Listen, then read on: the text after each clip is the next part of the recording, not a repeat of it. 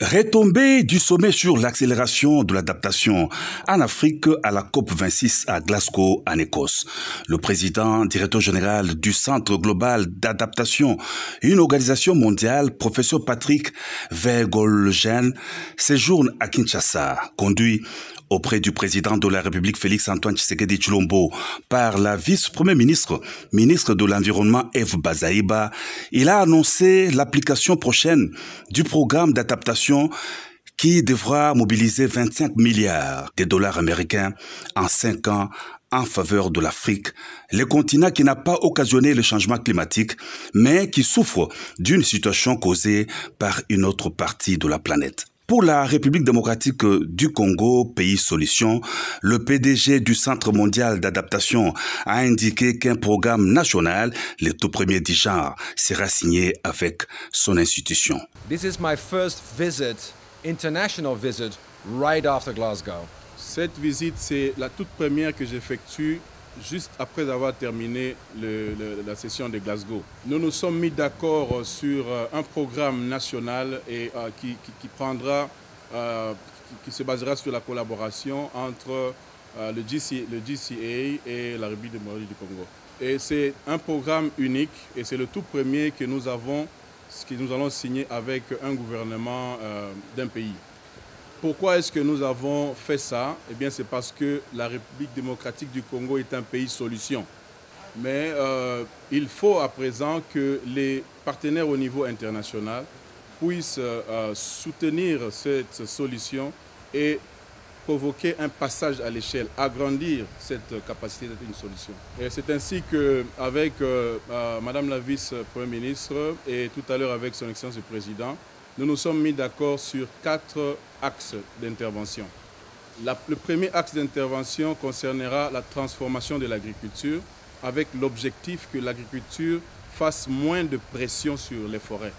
Le deuxième axe concerne la construction d'infrastructures dans les pays qui peuvent résister les chocs dus aux événements extrêmes causés par le changement climatique. Le troisième axe d'intervention concerne la problématique de l'emploi des jeunes, à savoir trouver des mécanismes, mettre en place des mécanismes qui permettra à ce que les jeunes trouvent des emplois basés sur la nature et qui payent mieux, qui assurent mieux leur avenir. De manière tout à fait logique, le quatrième axe d'intervention concerne les finances climatiques. C'est d'une extrême importance qu'aujourd'hui, la finance climat qu'il y a au niveau international puisse couler à flot en République démocratique du Congo. Des résolutions de l'après-COP26 de Glasgow seront appliquées en RDC qui abritera le tout premier bureau national d'adaptation, atteste la vice-première ministre, ministre de l'Environnement. Après la conférence de Glasgow qui a réuni tous les pays du monde, la République démocratique du Congo est le premier pays où les résolutions vont commencer à se mettre en œuvre. Ça, c'est très important. Et le premier acte, la venue des CEO d'adaptation. Deuxième acte, c'est l'installation du Bureau national de l'adaptation en République démocratique du Congo. Là, le gouvernement congolais a donné les locaux nécessaires. Dès le mois de janvier, il y a un consultant qui sera mis en place ici, qui va travailler non seulement avec le ministère de l'Environnement et du Développement durable, mais aussi avec les autres ministères sectoriels concernés. Vous avez entendu parler de l'agriculture, des finances, des infrastructures, etc., dans le cadre aussi du développement rural.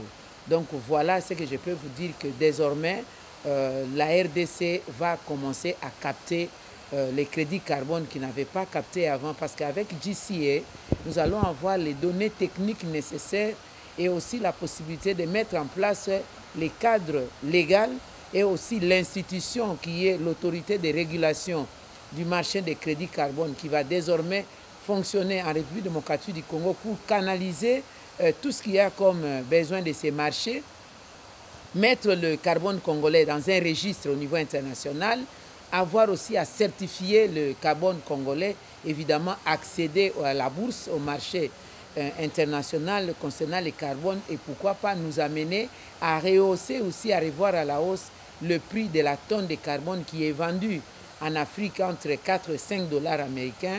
alors qu'à l'étranger, au pays du Nord, c'est entre 69 et 100 $ américains.